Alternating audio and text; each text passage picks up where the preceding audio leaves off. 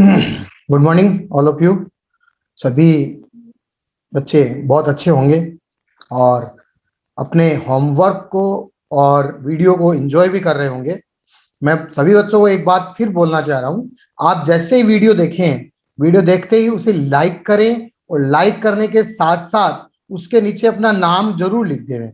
नाम और क्लास लिख देंगे तो हमें ये नॉलेज हो जाएगा कि इन इन बच्चों ने वीडियो देख लिया है और इन बच्चों के सामने अभी तक के नोट्स में कोई प्रॉब्लम नहीं है। तो अपन स्टार्ट करते हैं वही अपना आगे का प्रोसेस जहां अपन ने लास्ट वीडियो में छोड़ा था। देखिए बच्चों, लास्ट वीडियो में अपन ने जो छोड़ा था वो अपन ने जो बात की थी वो परिचय की बात की थी, अर्थशास्त्र के व्यष्टि अर्थशास्त्र की बात कर रहे थे, जिसमें हमने अर्थशास्त्र के परिचय की बात की थी, अर्थशास्त्र और अर्थव्यवस्था के बारे में बात की थी। अर्थव्यवस्था क्या है, अर्थशास्त्र क्या है, इसे समझा था। और समष्टि अर्थशास्त्र और व्यष्टि अर्थशास्त्र में प्रयोग किए जाने वाले वस्तुएं, सेवाएं, व्यक्ति, संसाधन जैसे शब्दों के बारे में भी जानकारी प्राप्त की थी कि ये शब्द क्या हैं, इनका किस प्रकार से उपयोग किया जाता है। फिर हमने अर्थशास्त्र के जो महत्वपूर्ण बिंदु था कि अर्थशास्त्र की आवश्यकता क्यों होती है, तो उसके बारे में संक्षेप में हमने ये देखा कि अर्थशास्त्र की आवश्यकता इसलिए होती है क्योंकि मनुष्य की जो आवश्यकताएं हैं वो असीमित हैं और उनको संतुष्ट करने के लिए जो साधन हैं वो अपेक्षाकृत सीमित हैं। साधन शब्द को हम लोगों ने ऊपर समझ लिया था, संसाधन या साधन, और उनके लिए क्या है और उनके वैकल्पिक उपयोग होने की वजह से हमें क्या करना पड़ता है, उन साधनों में चयन करना पड़ता है।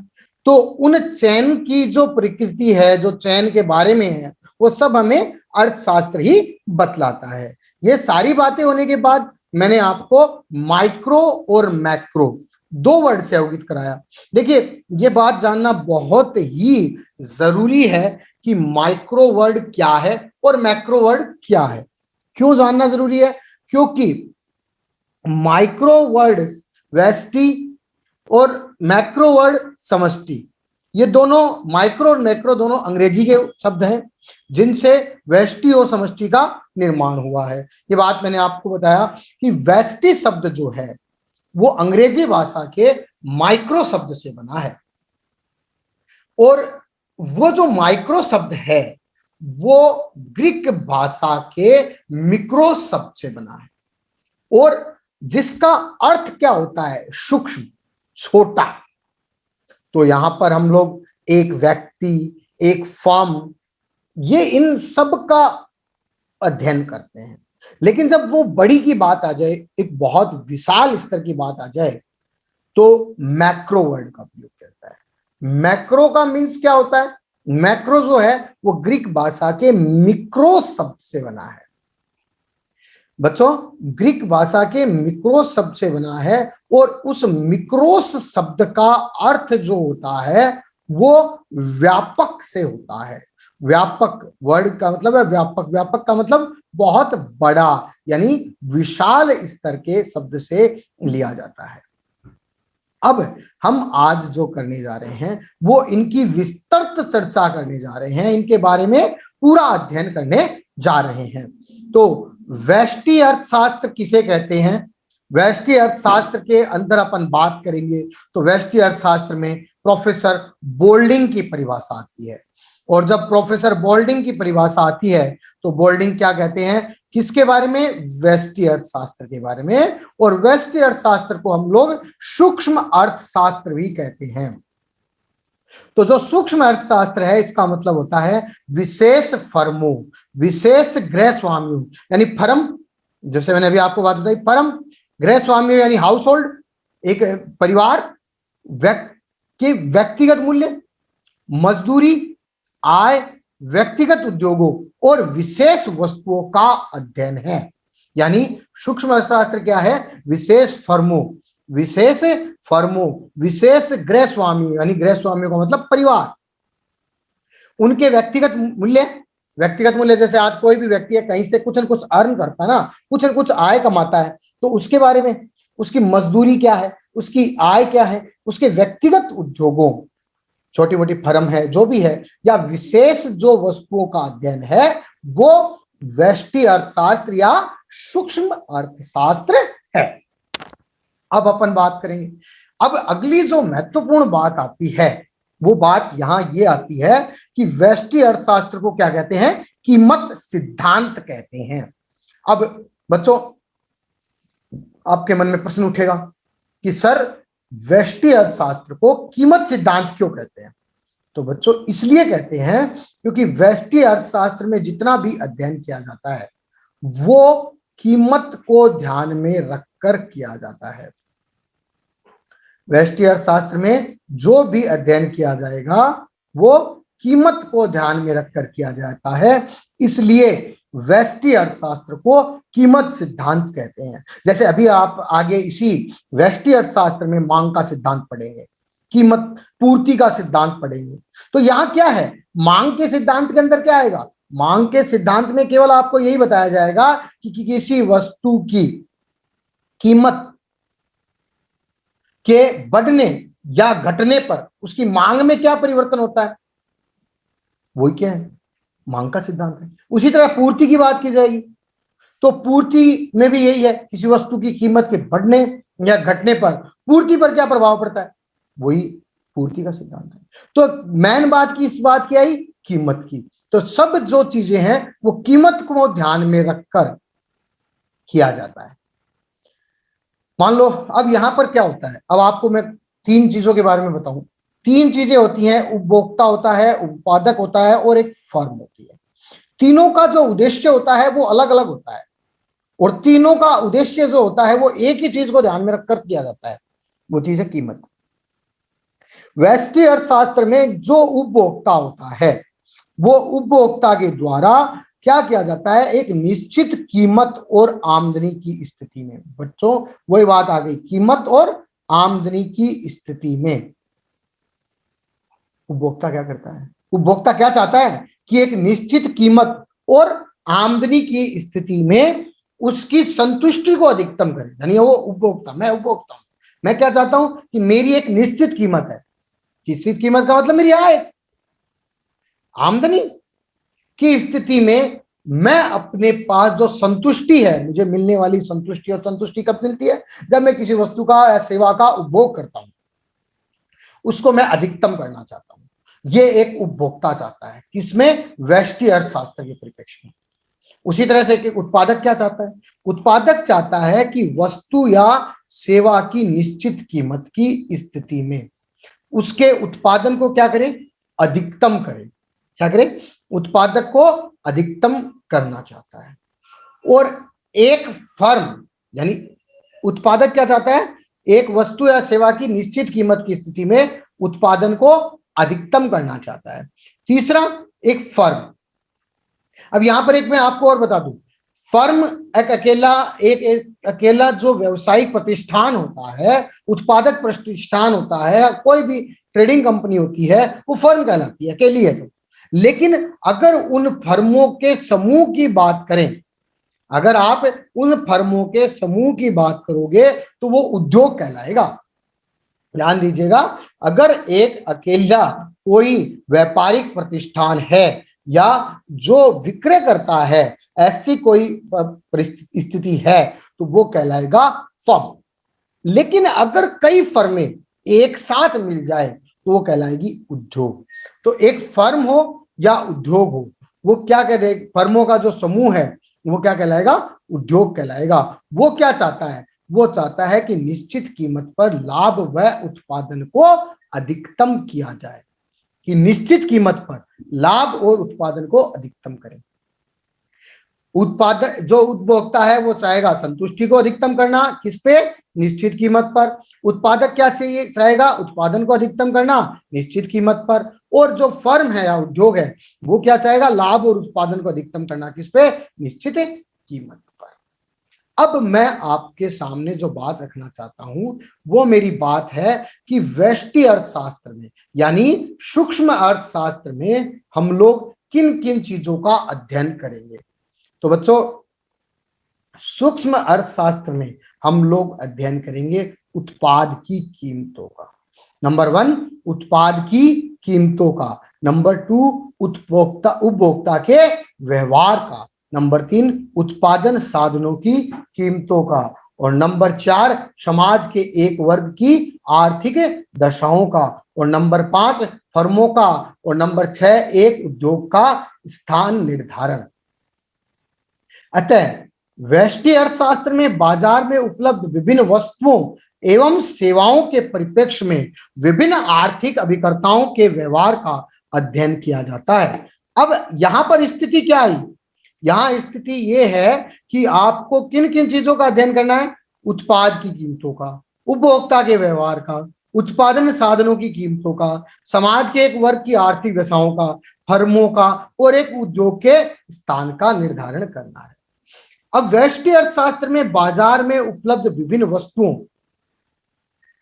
और सेवाओं के परिप्रेक्ष्य में विभिन्न आर्थिक अभिकर्ता, देखिए अब यहां पर आपको कुछ सोचना है और एक समझना है अभिकर्ता क्या होता है, एक एक वर्ड पे गौर करना है कि व्यष्टि अर्थशास्त्र में बाजार में उपलब्ध विभिन्न वस्तुओं और सेवाओं के परिप्रेक्ष्य में, किसमें बेटा?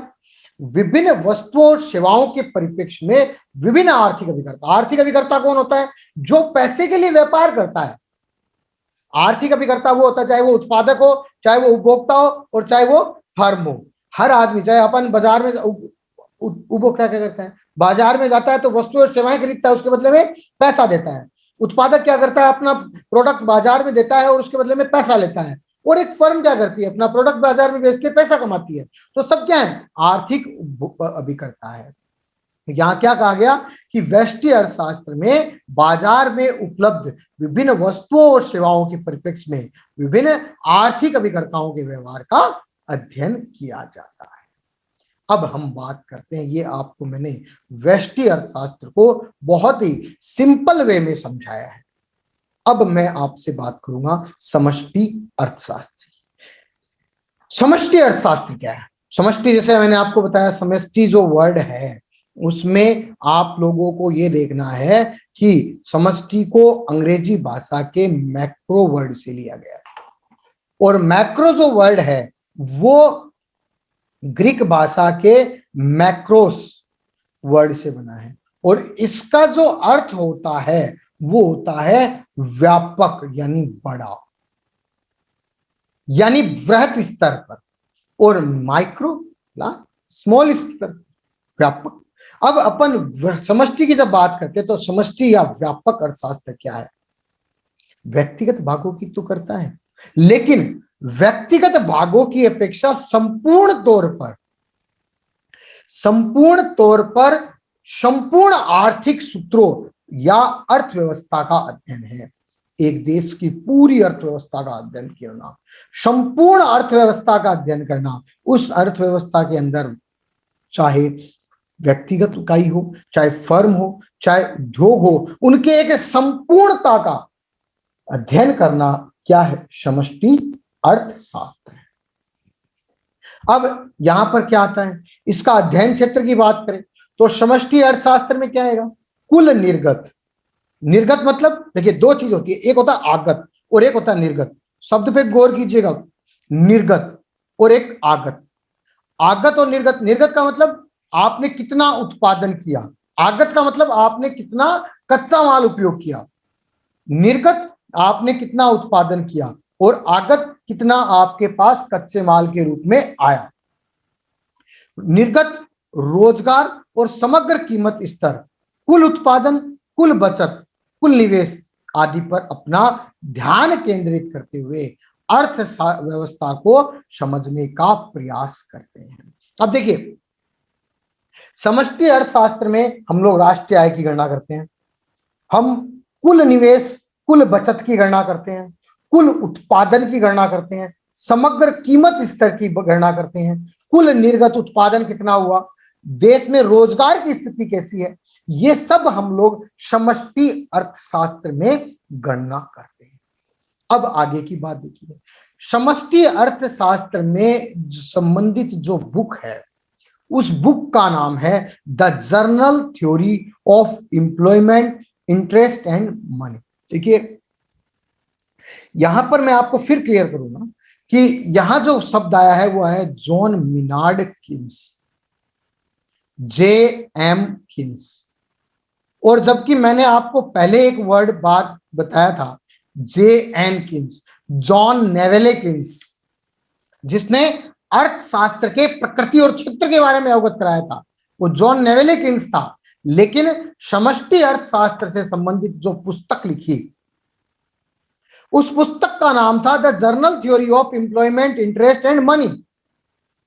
और ये 1936 में जब विश्वव्यापी मंदी, वर्ल्ड वाइड डिप्रेशन की स्थिति थी, और उस विश्वव्यापी मंदी के समय पर जब सरकार, विविध विश्व की सरकारों के पास ऐसे सिद्धांत नहीं थे, क्योंकि पहले के जो अर्थशास्त्री थे वो ये सिद्धांत कभी सोच के ही नहीं चलते थे कि कभी किसी देश में बेरोजगारी की स्थिति आ सकती है।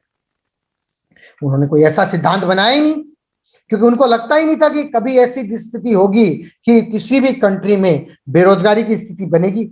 जब ऐसी स्थिति बनने नहीं बनेगी, उनके दिमाग में था ही नहीं, तो उन्होंने सिद्धांत बनाई नहीं। वही स्थिति है, जैसे अभी कोरोना चल रहा है, तो आप ये देखिए कि इसकी वैक्सीन पहले क्यों नहीं बनाई। अपन बोल सकते हैं इसकी वैक्सीन पहले क्यों नहीं बनाई, क्योंकि कभी सोचा ही नहीं था ऐसी बीमारी आएगी। वही स्थिति यहां पर थी समष्टि अर्थशास्त्र के अंदर। उस समय जब विश्वव्यापी मंदी आई तो लोगों के रोजगार छिन गए, जो फैक्ट्रियां चल रही थी वो बंद के कगार पे आ गई। तो उस टाइम पे कोई ऐसे सिद्धांत नहीं थे कि जो बेरोजगारी की स्थिति में कारगर हो सके। तो जॉन मिनार्ड किन्स ने, JM किन्स ने 1936 में एक बुक लिखी जिसका नाम था the journal theory of employment, interest and money. उसमें उन्होंने बहुत से सिद्धांत दिए जिससे बेरोजगारी की स्थिति क्यों पैदा होती है और उससे निपटने के पीछे कैसे अवगत निपटा जा सकता है, ये सारी चीजें उस बुक में उन्होंने अवगत कराई, the journal theory of employment, interest and money. और अब हम जो बात करने जा रहे हैं वो है कि समष्टि अर्थशास्त्र यानी व्यापक अर्थशास्त्र में हम किन किन चीजों का अध्ययन करते हैं। तो जो समष्टि अर्थशास्त्र है उसमें भी हम वही 6 चीजों का अध्ययन करते हैं। सबसे पहले राष्ट्रीय आय उत्पाद का, सामान्य कीमत स्तर का, भुगतान शेष और भुगतान संतुलन का, मुद्रा के बाहरी मूल्य का, बचत और विनियोग का, और रोजगार और आर्थिक विकास का। देखिए आप लोग को मैं क्लियर कर दूं कि जो मैंने आपको व्यष्टि अर्थशास्त्र के बारे में बताया है, ये ही चैप्टर्स आपके एक एक चैप्टर पूरी व्यष्टि अर्थशास्त्र में पढ़ाए जाएंगे। और उसी तरीके से जो समष्टि अर्थशास्त्र का जो अध्ययन है, इसमें ये 6 के 6 राष्ट्रीय आय, सामान्य कीमत स्तर, व्यापार शेष, भुगतान संतुलन, मुद्रा का बाहरी मूल्य, बचत, ये सारी, बचत और विनियोग, रोजगार और आर्थिक विकास, ये सारी चीजें इसी में आपको समझाई जाएगी। अब मैं अगला जो शब्द लेता हूं, अगली जो बात करता हूं, वो गार्डनर एक्ले के शब्दों में बात करता हूं। गार्डनर एक्ले ने अर्थशास्त्र में जो समष्टि अर्थशास्त्र था उसकी क्या परिभाषा बताई। गार्डनर एक्ले ने कहा कि समष्टि अर्थशास्त्र आर्थिक विषयों पर व्यापक रूप से विचार करता है। व्यापक यानी बड़े लेवल पे, हाई लेवल पे, पूरे का विचार करता है। समष्टि अर्थशास्त्र का संबंध आर्थिक जीवन की सभी दिशाओं से होता है। ये किसी व्यक्तिगत पे बात नहीं करता, ये किसी एक फर्म पे बात नहीं करता, ये किसी एक उत्पादक पे बात नहीं करता, ये किसी सरकारी एक एजेंसी पे बात नहीं करता, बल्कि पूरे देश की अर्थव्यवस्था से संबंधित चीजों पर विचार करता है, यानी सभी दिशाओं से होता है। ये मैंने आपको अर्थशास्त्र में जो 2 पार्ट हैं, समष्टि अर्थशास्त्र और व्यष्टि अर्थशास्त्र के बारे में बताया। अब हम लोग जो आज इन्हीं के बारे में जब बात कर रहे हैं, तो व्यष्टि और समष्टि अर्थशास्त्र में अंतर की बात करेंगे। देखिए अपन अगर देखें तो असंख्य व्यक्तिगत इकाइयों की सहायता से बड़े समूह बनते हैं। कोई भी चीज हो, छोटी छोटी चीजों को अगर आप जोड़ोगे तो ही बड़ी बनेगी। अगर आप झाड़ू को बनाना चाहते हैं तो एक एक तिनके को जोड़ना पड़ेगा। उसी तरह से समष्टि अर्थशास्त्र जो है वो एक एक फॉर्म, एक एक व्यक्तिगत इकाई, इनके माध्यम से बनती है। तो उन सब असंख्य इकाइयों का जोड़ ही बड़ा समूह का निर्माण करता है। तो उसी प्रकार से जो व्यष्टि अर्थशास्त्र है वो ही व्यापक रूप से समष्टि अर्थशास्त्र कहलाता है। तो असंख्य व्यक्तिगत इकाइयों का के उपभोग, उत्पादन, श्रमिकों व अन्य साधनों को जोड़कर समष्टिगत उपभोग, उत्पादन और कुल संसाधनों के स्तर ज्ञात होते हैं।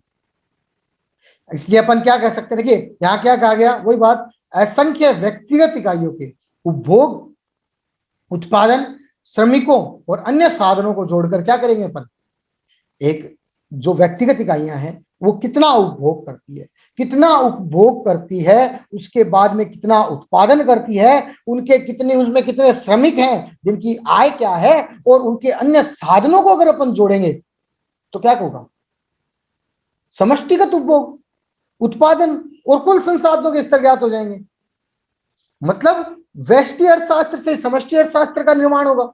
तो ये सब जो है वो एक दूसरे से जुड़े हुए हैं। अब एक दूसरे के, इसलिए अपन क्या कहेंगे कि व्यष्टि और समष्टि अर्थशास्त्र एक दूसरे के पूरक है। पूरक का मतलब व्यष्टि के बिना समष्टि का निर्धारण नहीं होगा, समष्टि के बिना व्यष्टि का निर्धारण नहीं होगा, इसलिए एक दूसरे के पूरक है। अब मैं आपके साथ व्यष्टि और समष्टि अर्थशास्त्र के जो महत्वपूर्ण बिंदु हैं, जिन पे इन दोनों को अलग अलग कर सकते हैं, उनकी चर्चा करता हूं। ध्यान दीजिए, व्यष्टि अर्थशास्त्र में अपन किसका अध्ययन कर रहे हैं, व्यक्तिगत इकाइयों का। व्यक्तिगत इकाई जैसे व्यक्ति, परिवार, फर्म या उद्योग। व्यक्तिगत इकाई जैसे व्यक्ति, परिवार, फर्म और उद्योग का अध्ययन करेंगे। जबकि अगर अपन समष्टि अर्थशास्त्र की बात करेंगे तो समष्टि अर्थशास्त्र में संपूर्ण अर्थव्यवस्था का समग्र रूप से अध्ययन किया जाता है, जैसे कुल रोजगार, कुल आय। यहां पर किसका, व्यक्तिगत इकाइयों का, और यहां संपूर्ण अर्थव्यवस्था का। अब व्यष्टि अर्थशास्त्र का संबंध इससे कीमत विश्लेषण से, और इस समष्टि का आय विश्लेषण से। मैंने आपको क्लियर किया है कीमत विश्लेषण का कैसे है और समष्टि का आय विश्लेषण से। अब ये जो नियम है वो सीमांत विश्लेषण पर आधारित है। जो व्यष्टि अर्थशास्त्र के नियम है वो सीमांत विश्लेषण पर, सीमांत का मतलब एक इकाई की, एक वस्तु की अतिरिक्त इकाई का उपभोग करने से या अतिरिक्त इकाई का उत्पादन करने से आपके कुल में क्या परिवर्तन होता है, वो सीमांत है। एक अतिरिक्त इकाई का उपभोग करने से कुल में क्या परिवर्तन होता है, वो सीमांत है। तो ये सीमांत विश्लेषण पर आधारित है।